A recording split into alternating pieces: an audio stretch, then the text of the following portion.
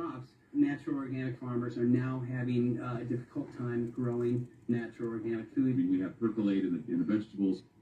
We have all kinds of things going on, rocket fuel, gas, all these horrible contaminants. And I can tell you it's from what they're doing in the sky. The chain reaction that takes place will reduce the amount of food that the earth can provide for us because it changes the soil, changes the pH, and reduces the power generation that plants need, photosynthesis, for growing tall and strong. The concern for many of us is that if these programs continue, we will not be able to grow anything naturally unless it's a Monsanto abiotic stress resistant genetically modified seed.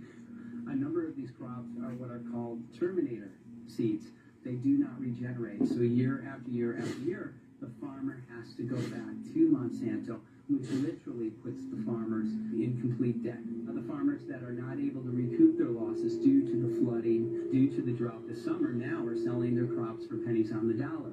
There's a company that's owned by George Soros now that is buying up that property, again at pennies on the dollar. That's an objective of Agenda 21. Once these entities have Agenda control, 21. they can literally control what crops grow, how much grows, how many people get food. These are natural systems. But through the death and destruction of our natural systems, they come in with their solution, which is genetic modification. And in that genetic modification, they literally usurp the authority of nature or the authority of God, and they bring it under the authority of corporations. The sun drives life here on our planet.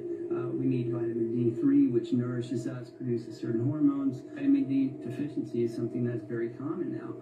It reduces the amount of direct sunlight that hits our skin when we're outdoors, causing a lack of vitamin D in humans. This lack of vitamin D from this man-made cloud cover and these reflective particles leads to human health problems Quiet po ako. in the United States. Sure. One of them, in recent years, has been the advance of rickets, which is almost an epidemic proportion, not since the time when children were forced to work in coal mines at the turn of the century, instead of going to school and being outdoors during the day, have we seen an epidemic of rickets like is occurring across the United States at this time. We have aluminum, which we know is linked to Alzheimer's, Parkinson's, dementia, other neurological disorders.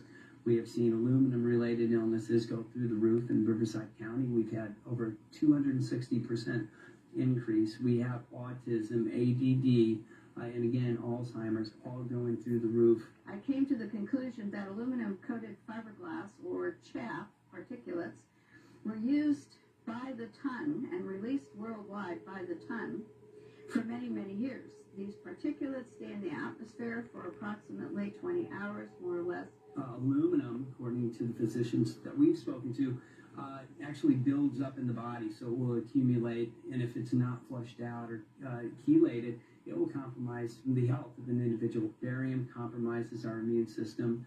What this means is that after barium exposure, you're actually more prone to virtually all diseases across the board. We have seen respiratory mortality go from number 8 down to number 3 in the past 6 years. The day-to-day breathing in of these heavy metals will impact our health in a very negative way, leading to cancers and a number of other illnesses. We do know from studies that putting sulfur up means that it's going to come back down. And in the state of California, it is noted that sulfur can cause reproductive toxicity. And the state of California is required by law to notify the public of any chemicals that can cause cancer or reproductive toxicity, and sulfur is definitely on this list. So these programs are dangerous to us and should be controlled, and the public should be more informed, and that no individual corporation should be able to conduct these programs without public oversight and public consent. And this is a major issue that we're going to be facing in the future more and more. For your information, geoengineering, also known as chemtrail, is taking place globally, and there are millions of people, scientists, doctors, that know what's going on. Has anybody been looking at the skies here today? Because it went from clear blue for many days, and now we've got crisscrosses all over the sky. My barium was 150 in February. Now it's 190.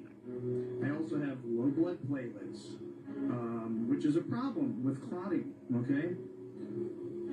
I also have rainwater. If anybody would like to volunteer to drink some. Anybody want to drink some rainwater? It has aluminum in it. I'm going to tell you how much it has in it. 321 parts per billion, 7.4 for barium, and 5.5 for strontium. Trevor Bajoria of the Department of Environmental Quality says this is safe to drink. Anybody want to drink some? I don't. I stay at home. I am disabled and getting more disabled because of what is in our atmosphere. Excuse me, sir. Well, extend it. You can extend it. Okay, she spoke for 20 minutes with a high school chemistry class. There's a lot more information out there than that. This is terrible. And you are all being affected by this, and you better wake up, look up, and realize what's being dumped upon us. This is for real. Our own government, the United Nations, is making us sick, and you better wake up. Thanks for the extra time, okay? I want some answers in writing. A lot of people like to say, well, no, it's not from chemtrails, it's not from air traffic. If that's the case, fine. Where are the toxins coming from? We need to know this. All of us need to know this. Because it's in our blood. It's in your kid's blood. It's in your blood. It's in your hair. It's in your bones. The point is, we all live in different households. We live in different parts of the county. Some live also in different parts of the state. We have a couple from Phoenix. We drink different water because the first thing they were trying to throw at us, oh, it's in the water. I did immediately a test. I paid out of my own pocket to see my water if there was any barium. The water is completely clean. No barium at all. The health department put on a little dog and pony show here locally, trying to, in my opinion, placate the public and try and explain where barium might come from, other sources like Brazil nuts, which I don't eat. The county tried to display it and say, okay, this is in some sort of a magic food, like nuts from Brazil or stuff like that. Come on. First of all, I eat my own food, I grow my own food, and we all eat from different households. We don't live in a commune, okay? So forget the food. I'm not surprised. I mean, let's look at the history. In the last 100 years, it's been proven and completely declassified information. They've been experimenting on people without their consent or will or knowledge. So let's not try to say, oh, my government will never do that. They've already done it. Now the point is what they're going to do next. This next story is so unbelievable, we didn't think it could possibly be true. But after receiving thousands of records and declassified reports from the Army, it's confirmed that during the Cold War, the United States military conducted secret tests on unsuspecting people in the city of St. Louis. Lisa Martino-Taylor's life work has been to uncover details of the Army's ultra-secret military experiments carried out in St. Louis and other cities during the 1950s and 60s. This stuff was secretive for a reason. They didn't have volunteers stepping up and saying, yeah, I'll breathe zinc cadmium sulfide with radioactive particles. These Army archive pictures show how the tests were done in Corpus Christi, Texas in the 1960s. In Texas, planes were used to drop the chemical, but in St. Louis, the Army placed chemical sprayers on buildings and station wagons. City officials were kept in the dark about the tests. The Cold War cover story was that the Army was testing smoke screens to protect cities from a Russian attack. The truth, according to Martino-Taylor, was much more sinister. After enough time goes by, the truth either gets completely hidden or it gets exposed, but still nobody does anything about it. We have to do something about this. Alright, so if you watched all of that, I really appreciate it. I'm going to end this video with a clip of a video that I found on the Of Geometry channel entitled Pilots, Doctors, and Scientists Tell the Truth About Chemtrails. Check out that channel for some good chemtrail videos. As always, this is ODD TV. Thanks for watching.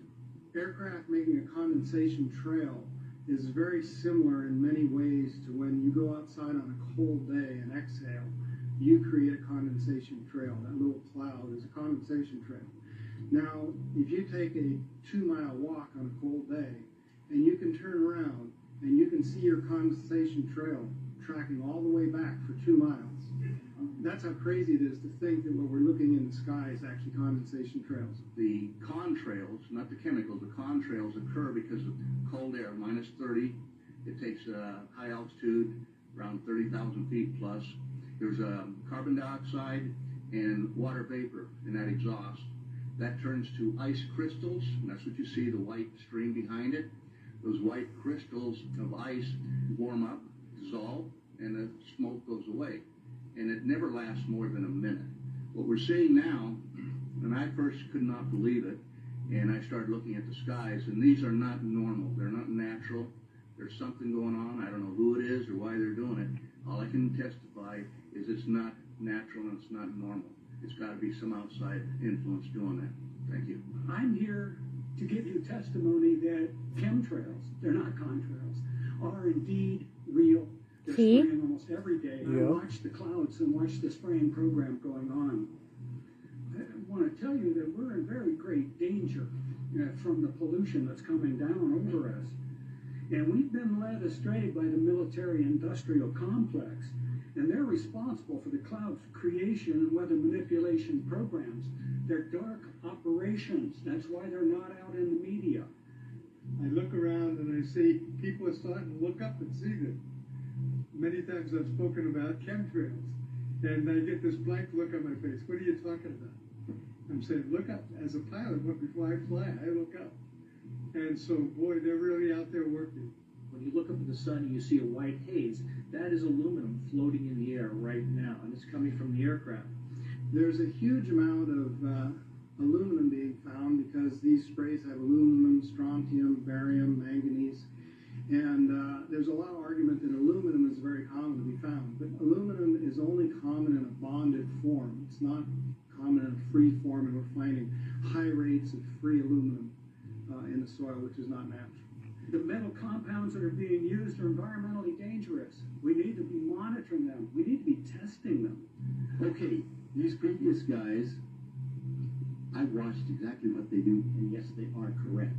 I've seen exactly the same stuff, so ditto marks on those. You want some figures? Okay, latest water test. Tested the rain. 13,100 micrograms per liter of aluminum in the rain in 2013. Normally, it should be 0. Don't forget to subscribe.